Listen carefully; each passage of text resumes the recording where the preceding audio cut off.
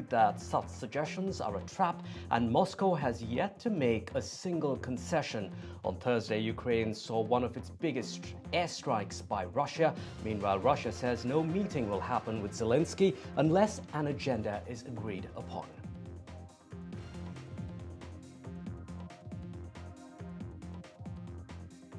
Prime Minister Netanyahu says Israel is ready to talk with Hamas to pause fighting and free hostages, but at the same time, Netanyahu has approved Israeli troops pushing deeper into Gaza City. The White House has been discussing a ceasefire plan, one Hamas accepted. Israel, though, has rejected the deal on the table.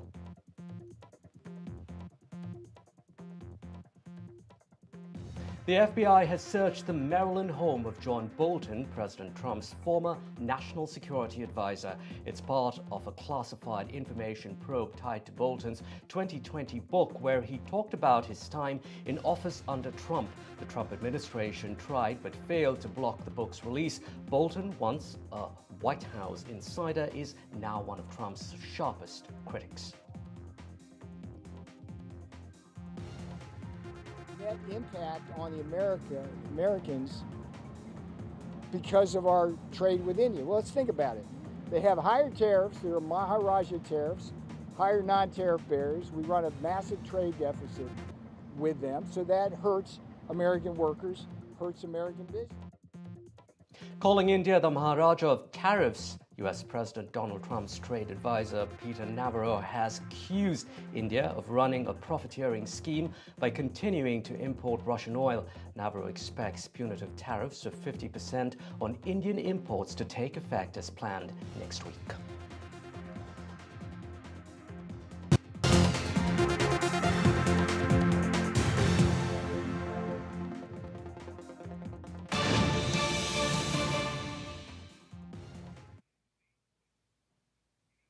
And this just coming in the last few minutes, an hour or so. Fed Chair Jay Powell hinted at a possible rate cut next month. Speaking in Jackson Hole, the head of the U.S. Central Bank pointed to a cooling labor market and rising inflation.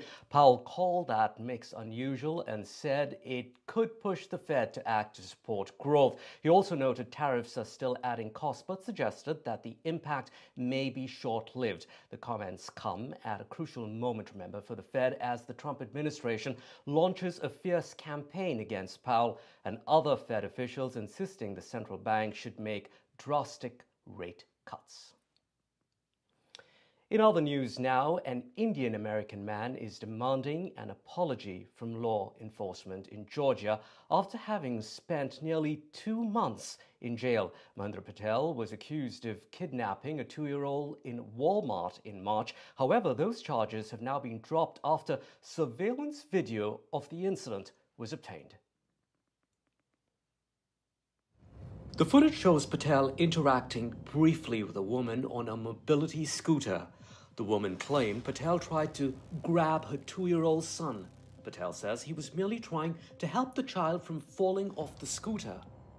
Moments later, a similar incident, but now a Walmart employee is seen trying to help as the child slides off the scooter. However, sometime later, as Patel is seen leaving the store, the woman decided to lodge a complaint against Patel, saying he tried to snatch her son. NDTV spoke exclusively to Patel, but first, here's the 911 call the woman made to police. 911, what's the location of your emergency? Hi, I am at the Walmart. Someone tried to snatch your baby? Yes. Was he Indian man. Indian man? Yes. This just occurred, correct? Probably not, 30 minutes ago, I thought. I'm sorry, I would have called sooner, but I got my baby back. Mr. Patel, can't imagine what a harrowing experience this must have been for you. You were accused of kidnapping a child. The charges have been dropped. Tell us what happened in the middle of March after you entered a Walmart in the state of Georgia. I went to Walmart to get a specific type of Tylenol, rapid release, for my mom who lives with us. She's 86 years old, has a severe osteoarthritis. And I couldn't find a Tylenol after looking around. So I saw a lady in a handicap scooter, what they call motorized scooter. I asked her, she expressed willingness to help. And I realized she must be handicapped. She had two kids with her. And she started showing me. And when she turned, um, I instantly realized that instinctively that kid is going to fall. So I hold the kid for a brief second. And when she took a control of it, I let it go. And I thank her. And I said, I'll find somebody else to get a Tylenol, and moved on. Okay, so you found the Tylenol medication, and as you were headed to the cash counter, you saw the same woman again, and I understand that she calmly gave you a thumbs up. Is that correct? Yeah, she gives me thumbs up, and we never had an argument. We never talked about loudly. There was another employee next to where this incident happened. If he realized there was some problem, he could have jumped in. I go to checkout lane, paid using my credit card, and on the way out, I talked briefly with the greeter and walked out. Never thought twice about it. I think I spent more than 8 minutes there. You spent 47 days in jail. What was that like? People wanted to attack me. People said, hey, old man, if I take you in a shower and beat you up, what would you do? Another guy said, give me $500,000, I'll provide a protection in a jail. Some people say, what are you going to do? Are you going to chop up the kids and eat it up? Another guy said, if you ever get out of the jail, I'll take care of you outside. I lost 17 pounds while I was in jail. Um, I didn't get my medicine for days. I'm a vegetarian. Such a hard time getting any meal. Um, I literally lived on a bread and peanut butter and a milk. While I was inside, my family was going through. So on the social media, people were saying, he's a scum of scum. He should be deported. He should go to El Salvador. We should burn him alive. Tell us about how the CCTV footage helped you get out. What did the video reveal? You will see that she is turning. She clipped that corner, and kids were almost falling, and it was like 2-3 seconds of interaction, and then you see in a whole grainy video that I'm walking calmly, passing her almost 3 times without any problem at all. Okay, Mr. Patel, now what? Are you planning to sue the police and the district attorney's office? No, I demanded, and I will demand on your show as well, that they publicly apologize and also state what concrete steps they're going to take in order for them to change their process, procedure, policies to prevent a next innocent person from getting apprehended. And I want to see that. I would like to see that. At this point, we are not thinking about anything else. That's what we are waiting for them to do.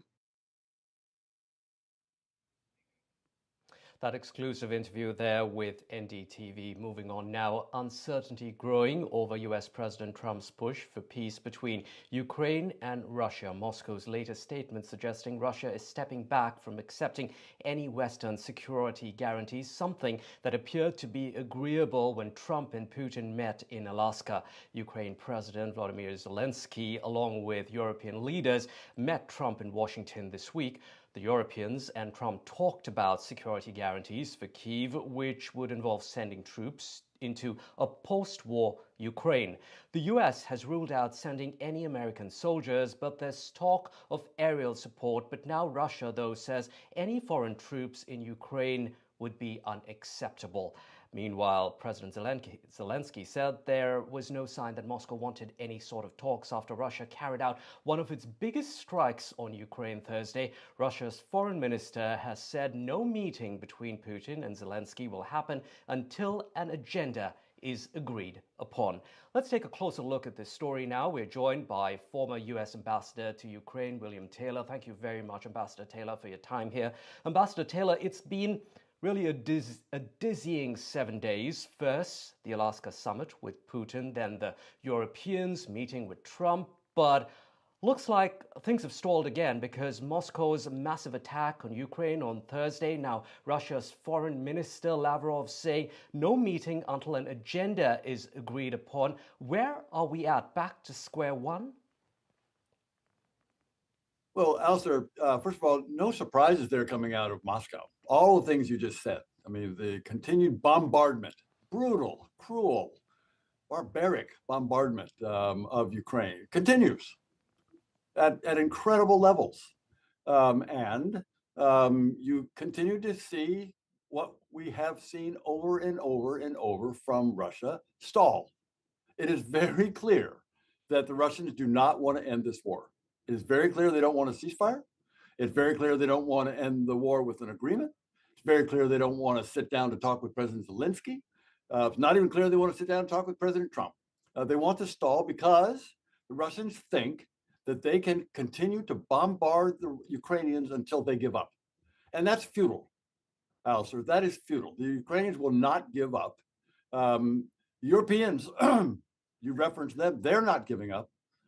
The Americans have a recommitment. I'm very pleased that President Trump on Monday, not last Friday, but on Monday was very positive, constructive. He talked about security guarantees that the Americans would participate in. He talked about, he listened to the Ukrainians and the other Europeans when they talked about ceasefire, which he had essentially given up on in Anchorage. Even though going into Anchorage, he had been full bore, guns ablazing for a ceasefire. When he sat down with President Putin, something changed. But Europeans and including the Ukrainians may have gotten him back on track on Monday on a ceasefire.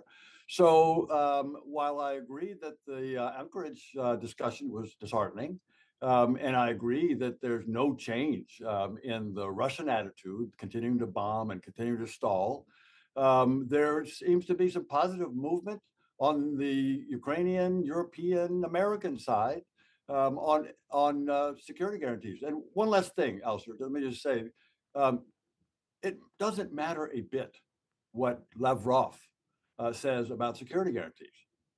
Yeah, of course they're not going to agree. The whole point of a security guarantee is to deter the Russians from attacking again. Of course they're not going to agree. Why would we even ask if they want to agree? Right. We shouldn't even ask that question. No, the security guarantee is moving forward and there's planning going on, and that's the right thing. Now, one way the US can really arm twist Putin into peace is sanctions. We know of tariffs on Russian oil on India, yet unfairly countries like China and Turkey are untouched. What's going to really make Putin bend? Because that red carpet welcome that we saw in Alaska seems to have gone really nowhere. Absolutely not.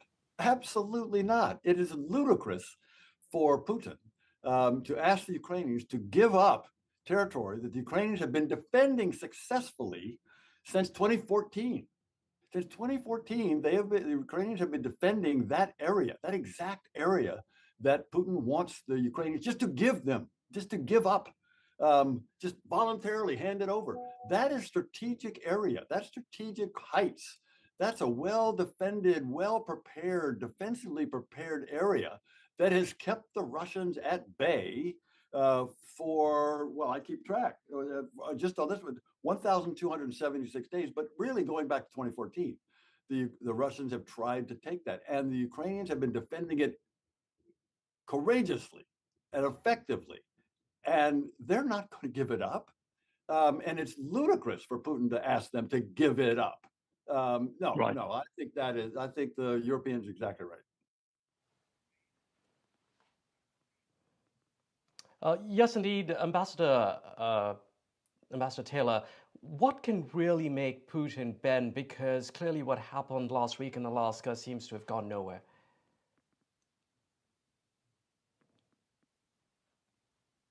I'm glad it went nowhere, actually. But you're right. Sanctions matter. My view is, Allister, that when President Trump put those secondary tariffs on India, exports of Indian goods to the United States, because India buys so much Russian oil. When that happened, I know it's painful. We can come back and talk about that.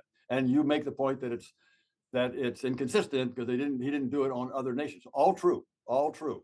But when Trump did that, Putin spooked. Putin panicked. Putin got very worried that maybe President Trump is serious about putting tariffs on people who buy my oil. And if people like India, like China, the two biggest purchasers of Russian oil, if they don't buy my oil, Putin said to himself, I'm in trouble. I'm in deep trouble. I can't fund my war with Ukraine. I'm in trouble. So he said, I need to get together with Trump. I need to try to convince him that I'm really a partner for peace. And I'm really willing to have a conversation about ending this war, because not he was interested in peace or ending the war. No, because he wanted to avoid the secondary tariffs that Trump already showed he's willing to do by putting them on India. So Putin got what he wanted. He got what he wanted. He got his meeting, got his picture taken. But more importantly to him, he diverted, he delayed further secondary tariffs or other sanctions. I mean, there are other sanctions that Trump has in his pocket that could do the same kind of damage to the Russian economy, in particular oil revenues, that he hasn't done yet, that Trump hasn't put on yet. But he can do that, and Putin knows that. Right. William Taylor, thank you so much for your time here on Washington Watch. To our next story now. Are you of moral character? Have you had too many traffic violations or not paid child support? The Trump administration will be closely looking at that when granting U.S. citizenship.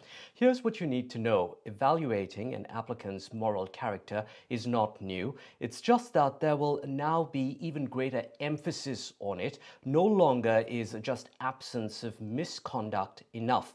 So what will officers really be looking at? Well, things like community service, say with a charity. Other things like achievements, financial stability. Though, on the other hand, things like gambling or drug-related violations or too many traffic tickets, not paying your taxes as well on time could mean a rejection. Now, critics say the guidelines are vague and are merely a ploy to limit legal immigration. Now, protests in Washington, D.C. as President Trump's emergency order on crime keeps the Capitol under heavy federal control. But for local D.C. leaders, the spectacle is seen as a takeover, with critics calling it an occupation rather than a true commitment to law and order. Ridhima Kalia has the details. We will continue to stick up for our neighbors!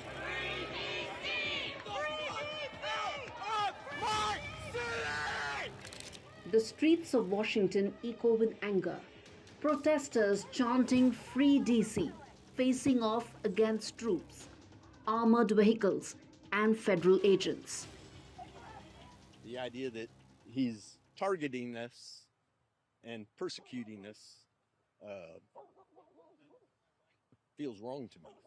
Well, that I'm going to miss it. I'm going to miss, the neighbors. And just steps away at Union Station, a very different scene. Vice President J.D. Vance, Defense Secretary Pete Hegseth, and White House advisor Stephen Miller flipping burgers for National Guard troops, booed by nearby crowds. We have workers and everyday people terrified to go to work around Washington, D.C. We have communities showing up for their neighbors. The power is in the people, and that is why Hegseth and J.D. Vance are here today, because they're afraid. Have a good time, fellas. President Trump himself has gone further, hand-delivering hamburgers and pizzas to troops at a Park Police Operations Center, carrying a microphone, thanking officers for their work, and cracking jokes about joining them on patrol. Since 11th of August, when Trump declared a crime emergency and seized control of Washington's police, nearly 2,000 National Guard troops have been deployed, many imported from Republican-led states. Alongside them, federal officers from the FBI, DEA, ICE, and more. You know, they also had a life before they became homeless, you know? Everybody got to have a heart for somebody, some nowadays, you know, definitely homeless. I feel safe walking through the city each and every day. I feel safe, so we don't need troops in the city. Downtown DC now looks like a militarized zone. Armored vehicles on Constitution Avenue. Agents manning metro shops. Helicopters overhead. But here's the contradiction. Local officials say crime is already falling. Violent crime is down 26% this year. Robberies down double digits. Trump called those statistics phony numbers. Claims that are now under Justice Department's review. At the same time, the administration is touting its own matrix. Attorney General Pam Bondi says 630 arrests, 86 illegal guns seized, and dozens of homeless encampments cleared. For the mayor, the challenge is existential, pushing back against a federal takeover. The White House calls it restoring order. Free DC! Protesters call it an occupation. And as Vice President Vance declares, we brought some law and order back. The chants on the streets of Free DC are only growing louder. With Rhythm Arcadia, Bureau Report, NDTV World.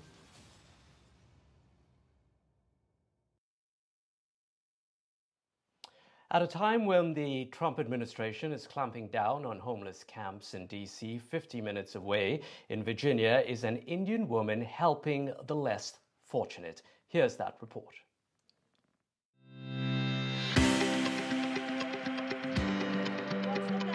Forget multi-millionaire, I'm not even a millionaire.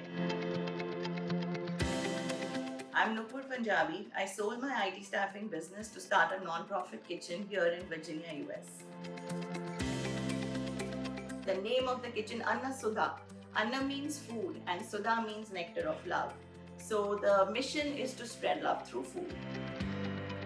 So I was busy running a IT staffing business. I grew it from scratch. When I lost my mother and then COVID hit, pretty much my self-discovery process started. That's when this idea of starting a non-profit kitchen came about. I sold my IT staffing business. You know, people may perceive me as somebody who had a lot of money, who didn't have to worry about anything, and so it was easy to start this, but it's definitely not like that. I just want to say I'm not a millionaire.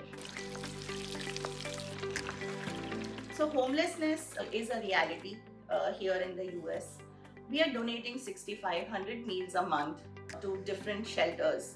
The Indian community always wants to donate vegetarian food. Every day feeding them vegetarian food doesn't make sense. So what we donate is comfort food like pasta, noodles, and then we just add cooked and frozen chicken on top. Folks love chickpeas, butter chicken, and samosas.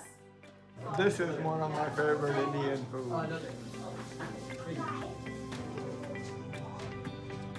I live under a bridge in a tent.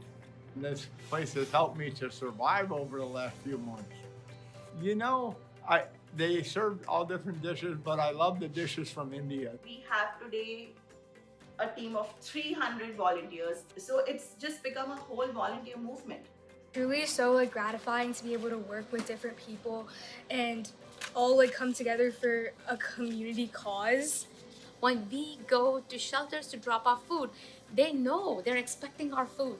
I didn't really know a lot, but they taught me how to do dosas and the uttapams and masala dosas. So one of the fundraiser we do is our summer cooking camp to make this kitchen sustainable, where parents pay for their kids' classes, then they come here cook. Like these are one of the glimpses from the cooking camp of the kids. Yeah. After running this kitchen for 4 years, I feel a sense of deep personal satisfaction. The kitchen is my happy place.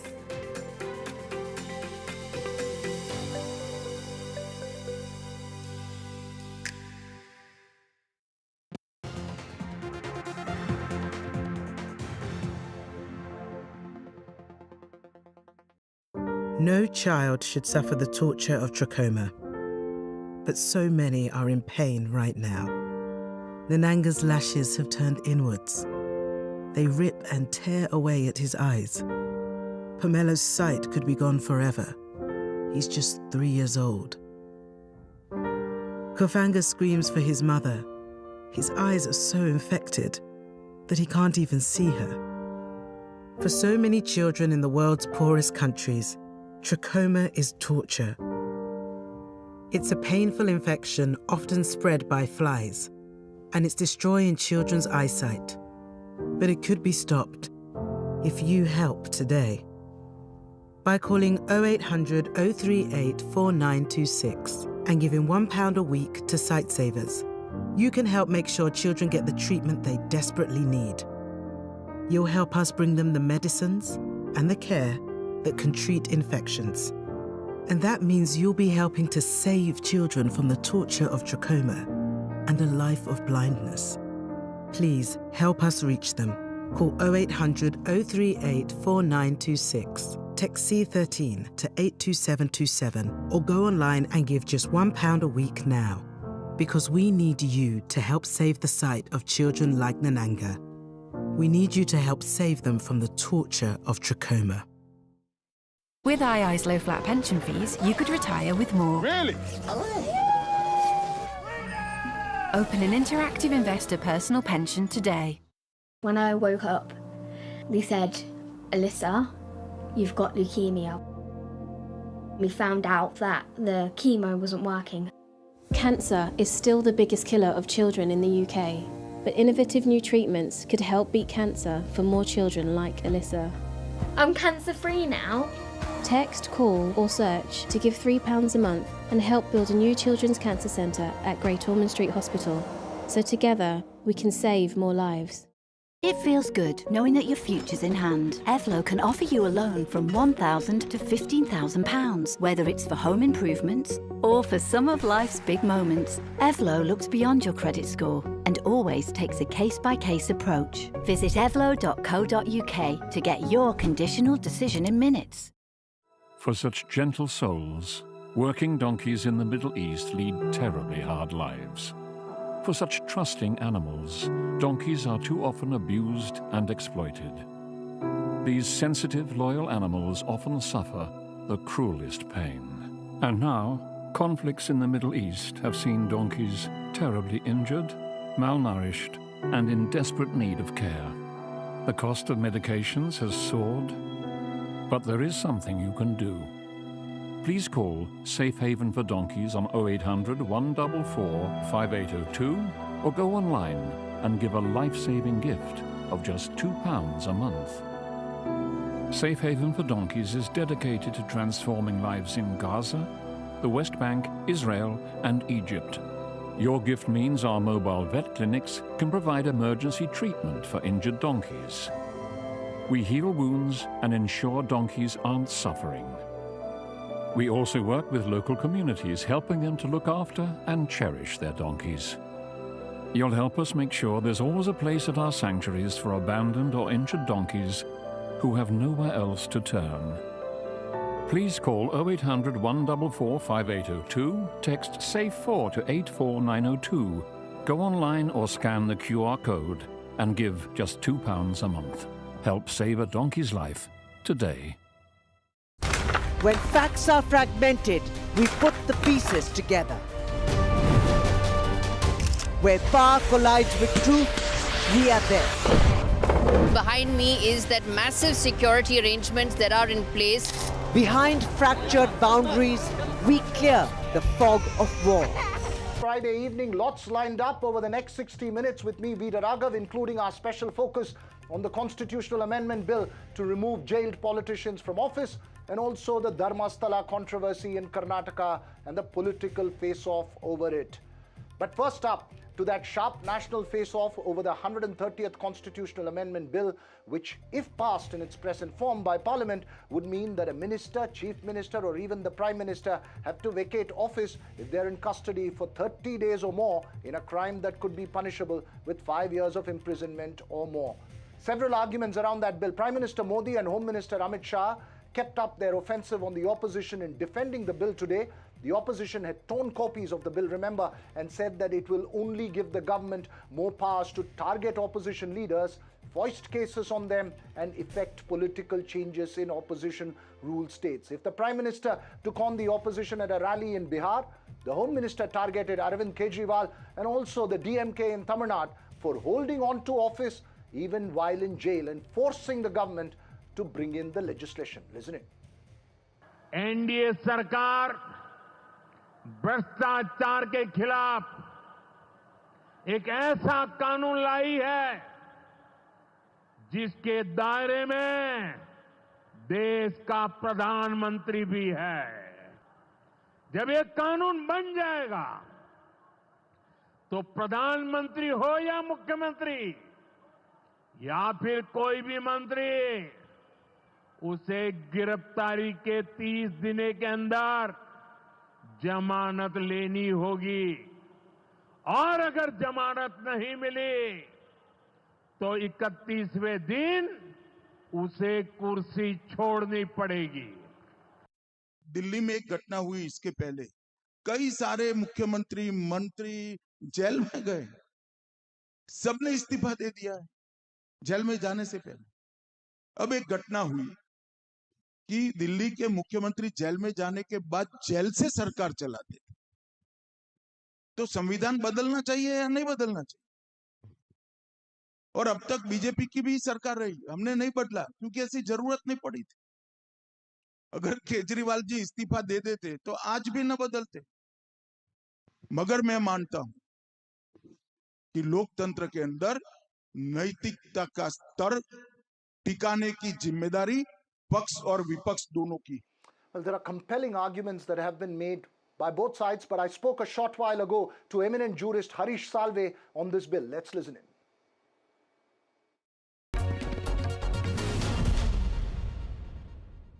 Joining me now is one of India's most respected jurists, former Solicitor General of India, Harish Salve. Sir, thanks very much for speaking to us, Mr. Salve. Welcome. There's been sharp exchange over the constitutional amendment bill, which proposes that a chief minister, prime minister, or any minister will lose office if they're in custody for 30 days or more in a criminal case that could be punishable with 5 years of imprisonment or more. While the bill aims to enforce moral and constitutional standards on those facing cases, the argument against it is that it could lead to targeting of opposition leaders and effecting political changes in a vitiated political atmosphere. Where do you stand on this, sir? First of all, I think it's a crying shame that we need such a bill. The fact that somebody is asserting that they should have the right to discharge a solemn duty, a ministerial duty, from a prison cell, despite the highest court in the land having said that they deserve to be in a prison cell. In pre-trial custody, undoubtedly, but in pre-trial custody. The fact that such an assertion is being made makes me wonder, have we really lost touch with our democracy? 1991, when the Supreme Court started the, and I'm bold to say, the ill-conceived investigations into the Jain Hawala diaries, nobody was arrested, but everybody who was charged resigned, including, I think, Mr. Advani, who was then leader of the opposition, who said, I will not come back and join public life till I have cleared my name. To the year 2000, when Mr. Lalu Prasad Yadav made his wife the chief minister and became what in common parlance was called the de facto chief minister. And I have seen photographs of all the Lal Batti cars outside Beor jail and meeting being held inside the Beor jail with all the ministers present. So, but that at least had a fig leaf. And now we've seen that fig leaf fall away. So this is where we are. And when we hit such a rock bottom, then we have to do something. And all sorts of things are being said about this bill. You know, we have now this new breed of discussion in which one-liners are everything. So like a scattergun approach, you throw in 3 or 4 established principles of law and say all of them are violated, and therefore it violates the most famous phrase of the politicians today, basic structure of the Constitution. It's a nonsense to suggest any such thing as that. So when you say that, sir, what would be your argument to those who turn around and say that we are in an atmosphere where constitutional offices have been used against political, in political disputes against the opposition leaders, and they're saying that this could open the door for greater misuse of constitutional office, whether it's the governor's office. So let's deconstruct that. Do we accept then in principle that where it's a genuine arrest, this should apply? This should only not apply where there is a false arrest. Because the argument is there could be a false arrest. See, there is no argument on principle that a person who's arrested should be allowed to continue in office. The allegation is of abuse. Now, this allegation of abuse therefore admits the basic premise that, well, in principle, you are right. If somebody is arrested, he should not be in office.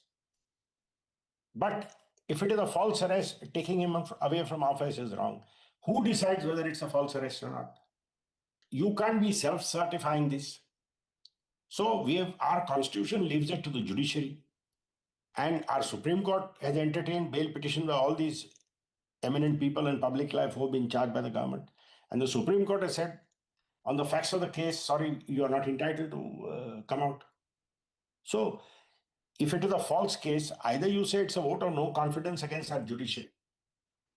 So for the common man, the judiciary is to be trusted. For the businessman, the judiciary is to be trusted. For everybody else, the judiciary is to be trusted. When it comes to people holding high office, the judiciary not to be trusted. I mean, is that the argument? So you are by definition a person whom the courts and most likely the highest court in the country has said, sorry, on the allegations against you and on the material against you, you are rightly in custody. You're not disqualified from anything. You're only told you will not run your Sachivalaya from a prison cell. That destroys democracy. I'm sorry. I have a very different understanding of democracy. You're making a very, very important point there. And I think, the argument in favor of the bill has been spearheaded on the fact that Arvind Kejriwal stayed in office despite being behind bars. When we deconstruct this argument in terms of going forward, how do we see this entire exchange that's playing out between the opposition and the government at the Mount? Do you believe that this is a reflection of lack of faith in the judicial process, or do you believe that this is more a reflection of the political realities at the moment? I think it's a reflection of a fundamental change in value systems. If you think a ministerial office is a sacred duty, a very high office, which you are discharging a sacred duty by discharging, then to accept the principle that, and this duty cannot be discharged effectively from a prison cell, is perfectly sensible. But if you think of office as something which you worked very hard, spent a lot of money to earn, and you are speaking with a sense of entitlement, it's like a quasi-property, an office.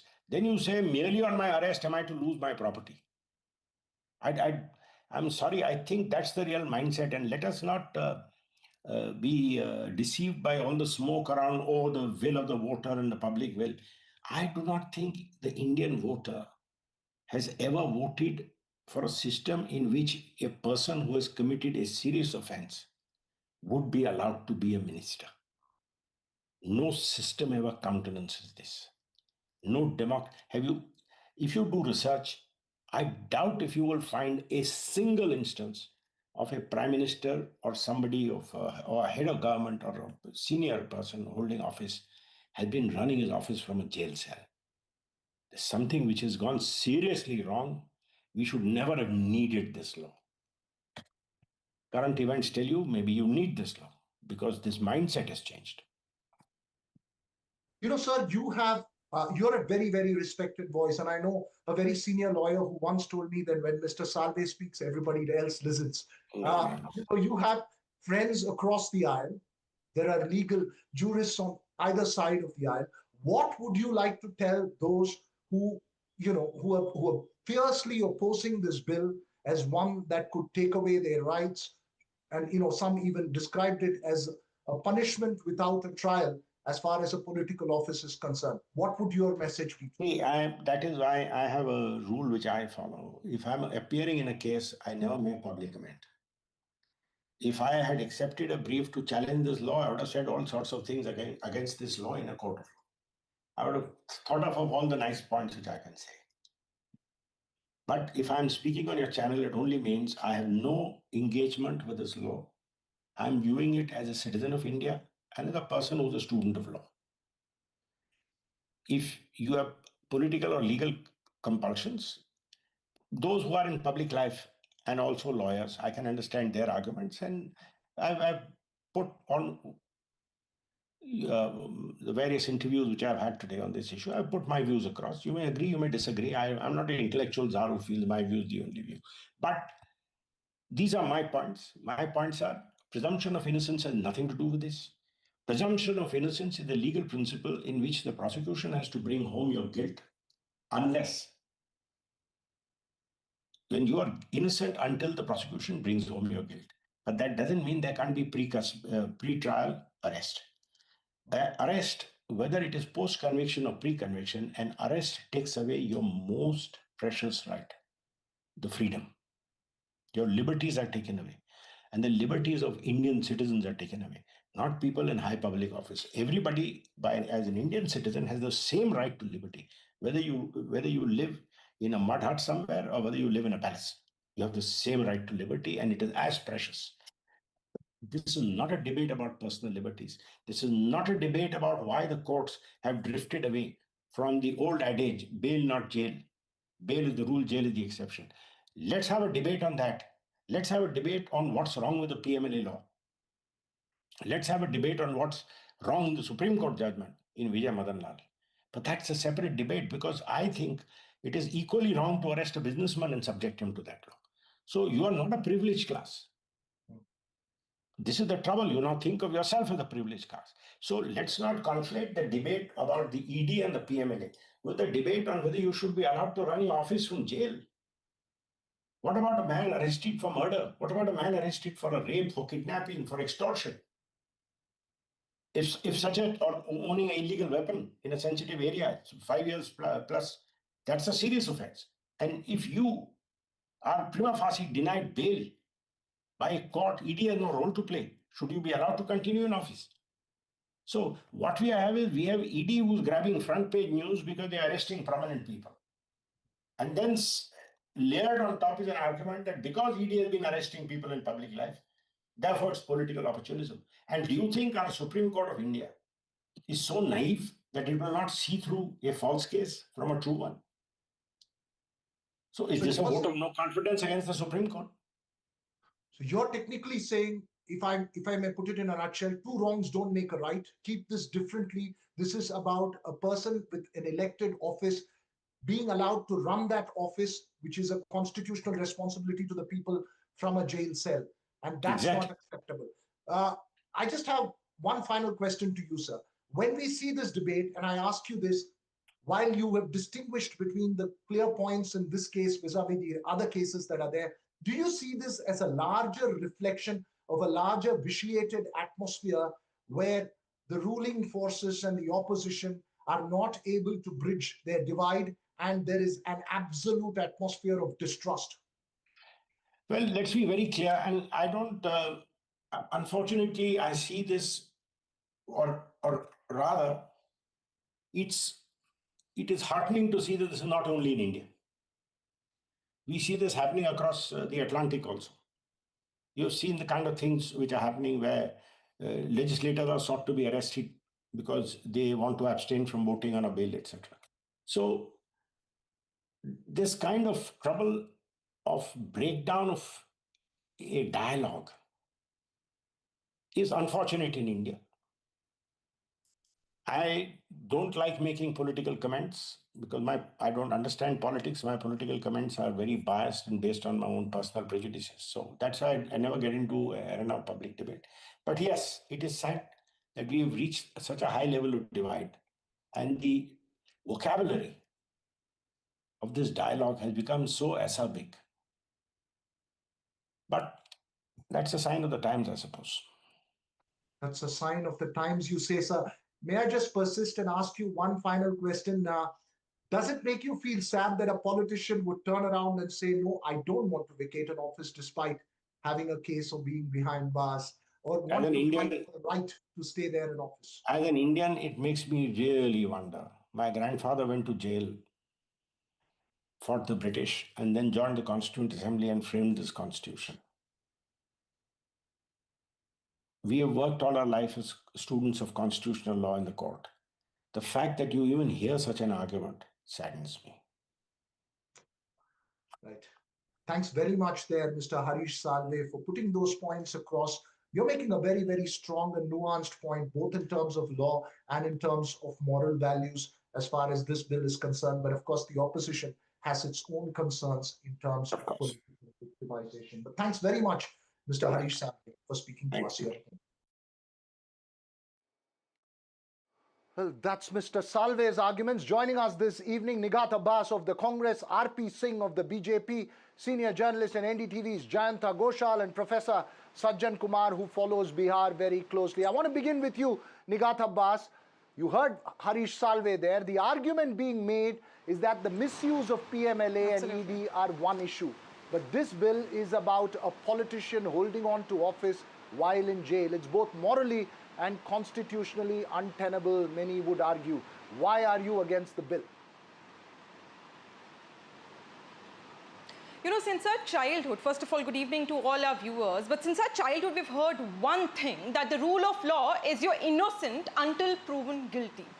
But, you know, it is a clear violation. This bill is a clear violation of Article 21 because mere arrest or an FIR or also the custody is never equals to a guilt. And instead of that, the bill punishes the person without any kind of jurisdiction, or it goes against the due process of law. That is what the problem is. I mean, in an era where we've seen clearly that how BJP has completely misused the power of ED and CBI over certain years, we've seen that how cruel they've become, and they've always targeted the leaders of opposition, the chief ministers who comes from the opposition parties and the states which are run by either Congress or any other party which is in the opposition right now. They're the only ones who are being targeted. I mean, it is the first government who has misused so much. So how do you establish that after you bring in this bill, it will not be again adding on to the power of you using this bill against only the leaders of the opposition, only to the opposition leaders? Because what we see, like Amit Shah ji just said, you know, ki hum logo ko ye karna chahiye. I really want to ask that, you know, it is a game of that you are kind of a washing machine who is claiming to be a detergent now, because when we talk about Ajit Pawar, we talk about Eknath Shinde, we talk about the leaders like Hemant Biswa Sarma, who once upon a time were serious criminals in the eyes of Bharatiya Janata Party, but overnight they became so clear the moment they joined Bharatiya Janata Party. So I clearly say it is no more a Modi Sarkar. It is a Surf Excel Sarkar. Because if you're in BJP, you are clean, but you're in opposition, you're jail. So what is happening right now is a clear political vendetta. That is the problem. How do you establish? No, Nigat, point taken. ED, PMLA, abuse of constitutional office is one side. I'm asking you a specific point. The point is one of morality as well as one of constitutional tenability, that if somebody has been arrested, and the argument being made is that there are several judicial legal recourses to the person who's been arrested. If they've been arrested and they are in jail, do they have the moral and constitutional right to hold on to a constitutional office? That's the core question. But where is that law then? Then you are proven until you're proven guilty, you are innocent. I mean, how do you establish that once you're put behind the bars, you're 100% a criminal without going to the court? And SC has also questioned, the Supreme Court has questioned. I mean, let's just eliminate the system of democracy. Let's just eliminate the system of jurisdiction. As far as PMLA is concerned. The point being made is that a minister cannot be a different yardstick vis-a-vis somebody else. I just have one question. You know, it is coming from a government whose its own MPs, member of parliaments, of 40%, they have criminal charges against them. Let's just eliminate them first. I mean, घर से सफाई शुरू कर देते हैं ना. Why can't you do that first in your own home? झाड़ू लगाओ घर पे, and then you come to the leader of opposition. Because how well we know, because this is the party, this is the government who has established on its own that how well we know this is going to be a misuse by the government of India, which is the Modi government. Sorry, a surf excel government. Okay. This is the government which just cleans the people who once upon a night were criminals. 70,000 crore के इन लोगों ने आरोप लगाए. उसके overnight Ajit Pawar clean हो जाते हैं. कैसे? कौन सा detergent लाए Amit Shah ji और Narendra Modi ji? And Amit Shah, bringing back to Amit Shah, why did he not, when he was a Taripar, why did he not resign on the responsibility? Hang on. I mean, why are you coming today and talking about this only because you want to misuse? Let me take this question across to R.P. Singh. R.P. Singh, the point the opposition is making is also a practical point.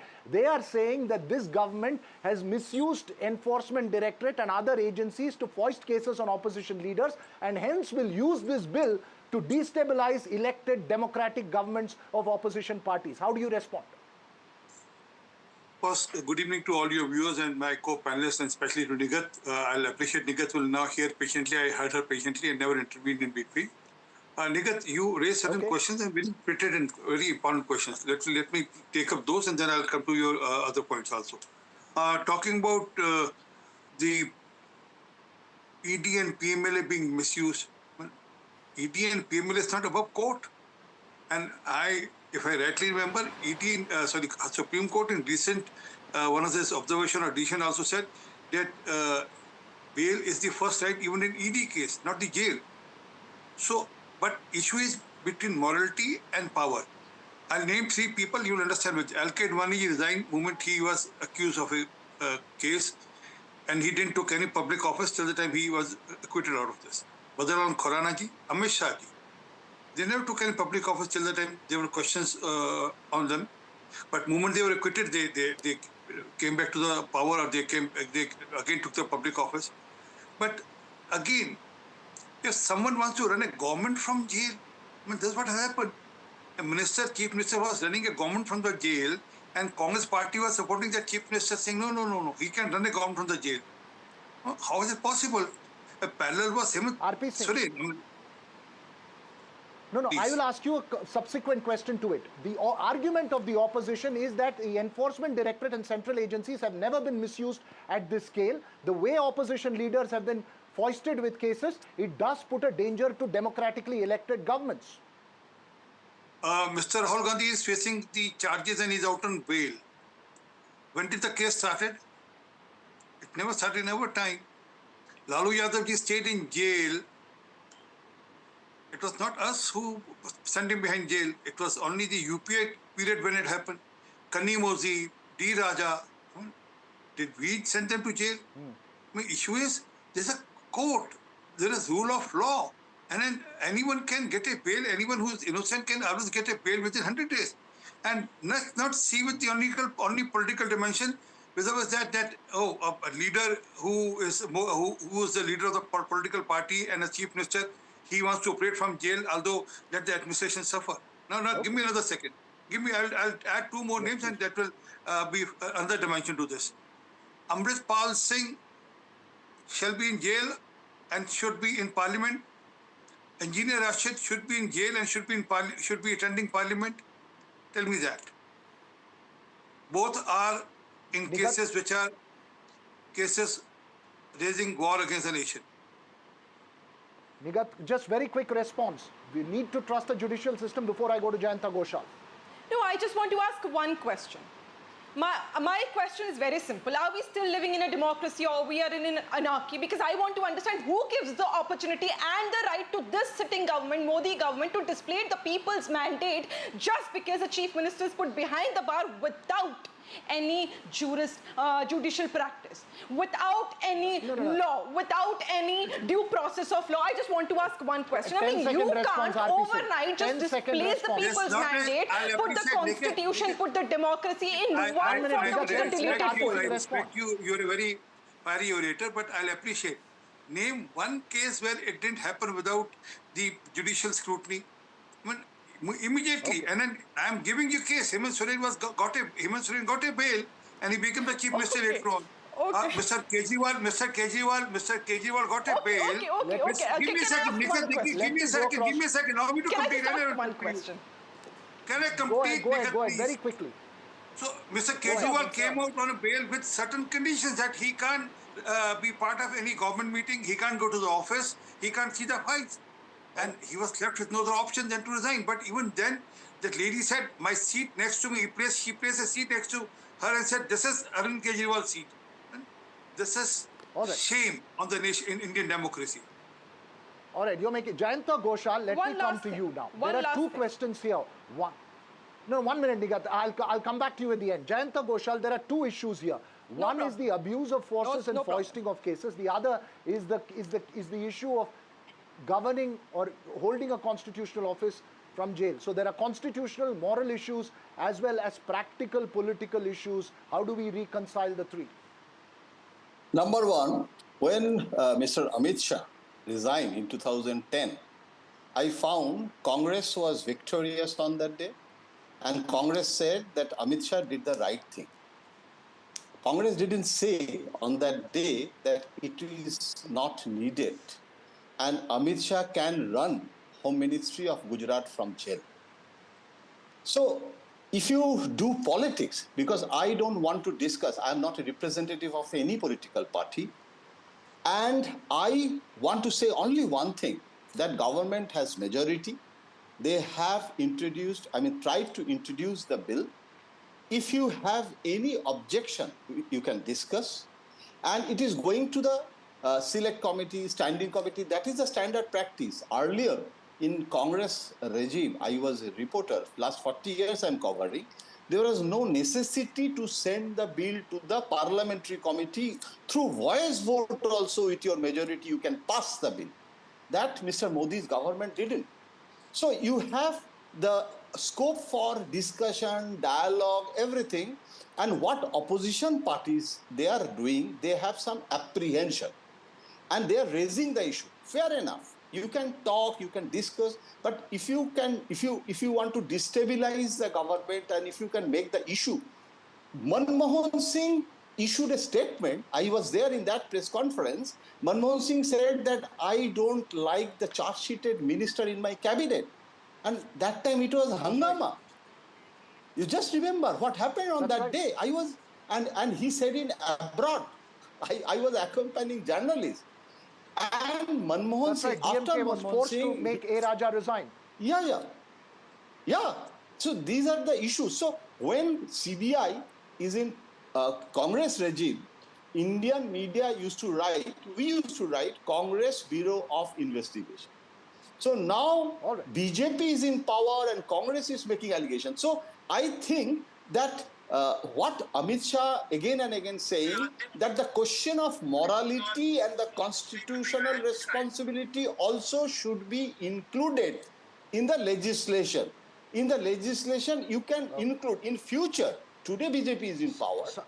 If tomorrow, and you have included Prime Minister's name. What Lokpal Bill's philosophy was that? Anna Hazare's movement was there. And now Prime Minister is ready to include his name. You're making a very important point. Let me get to Sajjan Kumar because I want to bring the other facet of this. How does the political optics play out, Sajjan Kumar? Because a politician to say that I will not leave office when I'm going to face a case, vis-a-vis a politician saying that I am being forced to vacate office because I'm an opposition party and the government is constantly targeting him. How does this play out in popular narrative? Who has the moral higher ground? The popular narrative has to be seen from two vantage points. One, the core supporters of the party, respective parties. Now, of course, they always go by a sense of commitment and always see conspiracy, fear of vested interest whenever the rival party or ruling party or opposition trying to bring out something that we see. But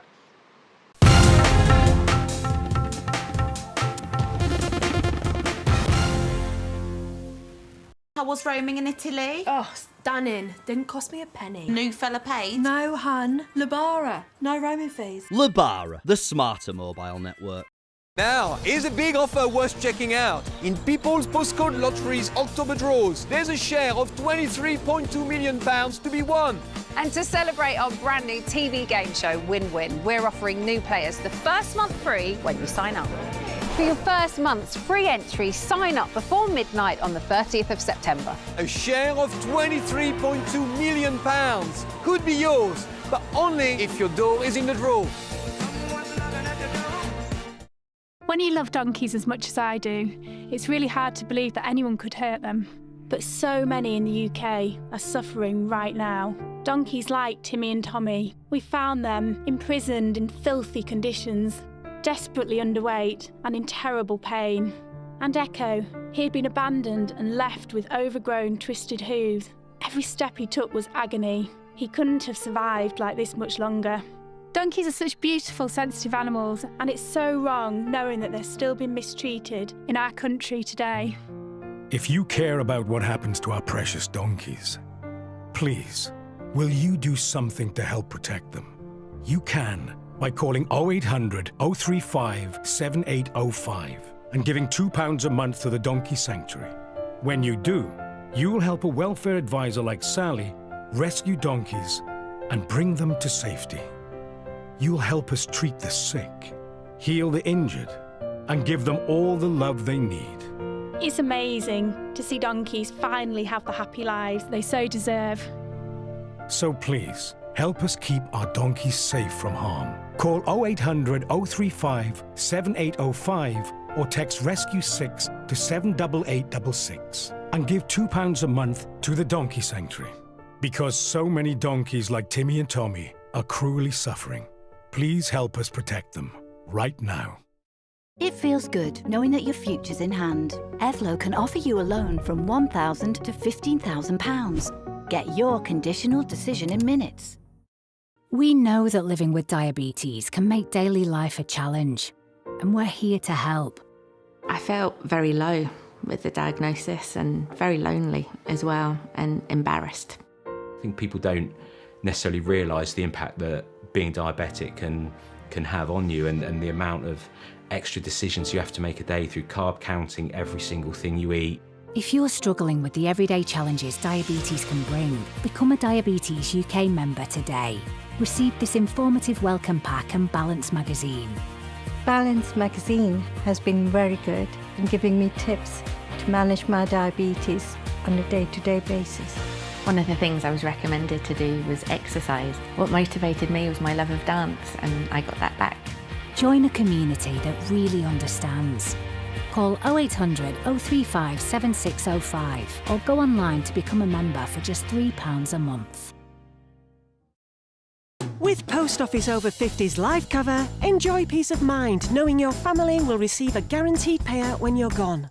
UK resident 50 to 80, you're guaranteed acceptance. No health checks and from just £1.15 a week. Plus free 24/7 GP access with the health and wellbeing benefit. Purchase and receive a £125 gift card for amazon.co.uk, Tesco or M&S. Call Post Office on 0800 171 2211. Don't let gaps in your travel insurance spoil your holiday. Go without the doubt. Insure and go. Call 0800 198 0198. Mohit, you are known for your music. All your films, musics stay with us till today. I'm a millennial and those music are kind of music. So whenever we say Mohit Suri film aa raha hai, we know the music will be good, right? It's a given. So you really work hard. But is this always like how you create your music? You need everything in place, the mood, the lighting, even when the person is in the studio and just singing. And also, how did you select your musicians that this person's voice is perfect for this song? That's what I think, the amount you give to a song, that's how long it will last, I think. Everyone does the programming, everyone writes the words, everyone makes the thing. But the thing is how much you give, how much of heart you give to the lyrics or to the music or to the melody or to the singing. That's how long the song will last, is what I genuinely feel. If you don't give that love, you're not going to get it back. It's just a simple debit and credit procedure, I think, with the audience. I genuinely feel I don't have any special skill. I don't know any scale or anything else. It's just that I enjoy that process a lot. Give me an evening to just go for a film party or something, I'll skip it. But you give me like a struggling musician to go who has a great tune, some new guys, chill all night with them, I can do that. I can just sit there, make music and stuff like that. We just did that recently. Fahim came down. He just surprised us, and we met in my Bandra office, and Han was there, Aneet was there, and he made me hear his other songs and stuff like that. But it was it's so much fun, because I just think making music, I mean, film, you still get to see something. I think music is so amazing. I mean, you just don't need to see anything. It's in the air, and suddenly it just comes together, and it's just, you can just feel it. And something you hear makes you feel something. It's just magical. From interesting tech startups to industry-leading companies, politics, sports, culture, curry, cricket. Oh, there's so much to talk about. Like me, if you too thrive on interesting conversations, this is a show you cannot miss. Watch this space to know more about all matters and all people that make Britain what it is today. Out of Britain, with me, Radhika Iyer.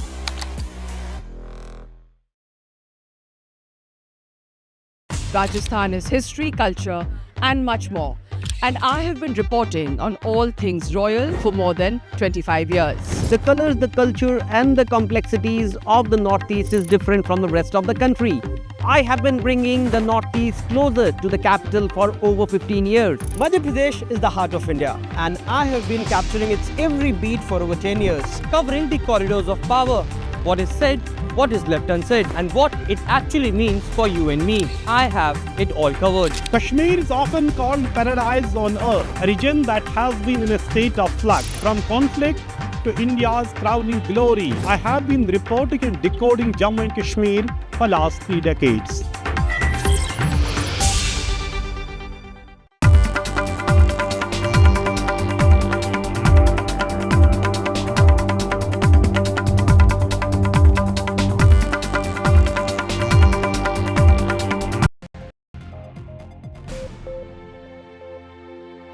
Welcome back now to the sharp exchange over allegations of mass burials and murders in the temple town of Dharmasthala, while the state government's special investigating team in Karnataka has been digging to verify allegations of the mass burials made by a former sanitary worker whose identity has been closely guarded. The BJP has been targeting the state government for setting up an SIT and probing the issue, while the Rajya Sabha MP Virendra Hegde, who's from the Dharmasthala Manjunatha Swami Temple Trust, has publicly alleged of a smear campaign against the Temple Trust. The government has refuted the allegations and said it's willing to wait for the SIT to file its findings. That's going to be very closely watched. Joining us now, B.Y. Vijendra, BJP State President, who's made allegations against the state government. Thanks, Vijendra, for speaking to us here on NDTV. Why is the BJP jumping the gun and declaring that it's a smear campaign even before the SIT report and findings are made public in a case with such serious allegations? First of all, thanks Veer, thanks for having me on NDTV. As far as Dharmasthala episode is concerned, BJP is not coming to conclusion. We are not jumping the ship. If at all, if BJP wanted to do politics, Bharatiya Janata Party would have hit the streets on the day one when Siddaramaiah government constituted SIT. But BJP did not do so. In fact, we welcomed state government's decision of constituting SIT, Special Investigation Team. Now, the issue is, even today, we are not opposing the investigation. Investigation has to be carried out. Investigation has to be carried out fairly, and it has to, investigation has to go on a fast track basis. They can't prolong like this. Why BJP is come to the streets today? The reason is crores and crores of devotees of Dharmasthala Manjunatheshwara temple, they are really upset with the false propaganda that has been carried out against Dharmasthala temple. See, when Hindu Karyakarta, they posted in social media against the state government, Siddaramaiah government did not waste even a single minute. Next day, FIR was lodged against our party worker, Hindu Karyakarta, and they have been arrested in humpty number of cases. But in this episode, keeping aside the SIT investigation, our only point is why Siddaramaiah government is failing to curtail or to stop this false propaganda which is going on relentlessly in the social media. This is the only point which are trying to ask Siddaramaiah government. But even today, those false propaganda people, they have not been stopped. It's still going on in the social media. That is the concern of the people of Karnataka and also Bharatiya Janata Party. You say false propaganda, others will say differently. When you say that, what do you expect from the state government at the moment? The allegations are extremely serious in nature. The SIT is investigating the case. What do you expect from the state government specifically at this stage? You're absolutely correct, Mr. Raghavji.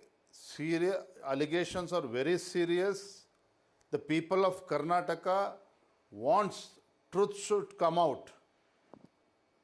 But here, if you remember Dinesh Gundurao, the district in charge minister's statement, Dinesh Gundurao had said, state government was forced to constitute SIT because of the pressure created or exerted by a few communist organizations. Because of the pressure, Siddaramaiah was forced to constitute SIT. And one thing you should remember, couple of weeks back, on Saturday evening, Chief Minister Siddaramaiah gives a statement, no, state government is not going to constitute any SIT. But next day morning, on Sunday morning, Siddaramaiah changes his statement. He already gave a permission to constitute an SIT. Okay, we are okay with the SIT. But now, even after 15-20 days, investigation is not completed. So our demand is investigation should be completed immediately without any further delay. Truth should prevail, truth should come out. Secondly, as per D.K. Shivkumar's statement, there is a big conspiracy behind this Dharmasthala episode. When Deputy Chief Minister himself has given such a statement, our demand is, Bharatiya Janata Party's demand is, who are the people who are behind this complaint? Which are those organizations which are working along with this complainant? Those people needs to be identified. If at all, proper investigation is required to identify those conspirators also. And our demand is, investigation should be completed and the conspirators, they needs to be exposed. State government should take action against those conspirators also. That is our demand. I'll put this question across to Dinesh Gundurao as well shortly, but some BJP leaders have blamed specific individuals as state BJP president in Karnataka. Are you specifically blaming any one individual or leader for this alleged conspiracy? See, I don't want to come to conclusion on this particular issue. I will repeat it again. D.K. Shivkumar himself has said that there is a big conspiracy. And we have been hearing a few names of Congress leaders also. So my only request to the government or with the Chief Minister is, see, this issue is pertaining to Dharmasthala temple. There is a strong belief, sentiments about this Dharmasthala temple. Crores and crores of people follow this Dharmasthala temple. Now those devotees have been hurt. They have been hurt very badly because of the false propaganda. So our demand is, let government identify the persons who are behind this. So I don't want to name anybody or names of any individual, but it's the responsibility, duty of the investigation team, it's the responsibility of the state government to identify such persons who are behind this conspiracy. Okay, thanks very much there, B.Y. Vijendra. You're saying put all the information out in public and make sure there is a conclusion as soon as possible. That was the state's BJP President, B.Y. Vijendra. Let me also put those very questions that he has raised across to the Congress Minister in charge of Dakshin Kannada district where Dharmasthala comes and the state's Health Minister, Dinesh Gundu Rao. Listen in. Joining me now is Karnataka Health Minister and the Minister in charge of the Dakshin Kannada region, Dinesh Gundu Rao. Dinesh, the accusation being made by the BJP is that the SIT was formed under pressure from the government, and they are pointing to even the Deputy Chief Minister's statement for it, claiming that it is a smear campaign. What's the government's response? See, when the SIT was formed, it was welcomed by everybody, including the BJP. Now they, are playing a double game here, and there was a lot of pressure in that sense that I myself had said that the Dakshin Kannada police can handle this. That is what I had also told. But there was so much of, it had become an international, national sensational news, and so many people were saying so many things. And even if I had done the investigation by our Dakshina Kannada police, they would have always been saying they were under some pressure, and they've all kinds of allegations, false allegations would have been made. So government in its wisdom decided that there should not be any allegation of any sort. Let there be a clear-cut investigation. So SIT was formed, and everybody welcomed it. Nobody said it should not have been formed, including the BJP. Okay, so that is one. Second thing is now the SIT went about its job very professionally. And Congress party didn't, neither in the government nor as a party, did we ever issue any kind of statement which was either provocative or misleading. And we wanted the truth to come out, and the truth is coming out. And as per that, the government is acting, the police is acting. Now for BJP, the thing is now they want to exploit this somehow. It's only their own private interest to exploit it politically for their own benefit. This is only their own private interest to exploit it politically for their own benefit. So now that they're suddenly playing up, trying to sensationalize it, trying to make all kinds of false allegations. And I don't think this holds much water, because people know that we've done a very professional job and there's been no interference. And the investigation will continue. And we are seeing, the police are acting on many other issues. They've even made some arrests on some other people who are involved in this.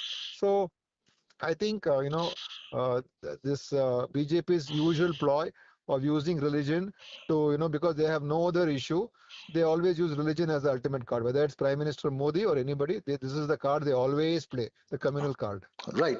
As you make that point, sir, and an emphatic point there, the question really is that what has the SIT had in terms of evidence so far?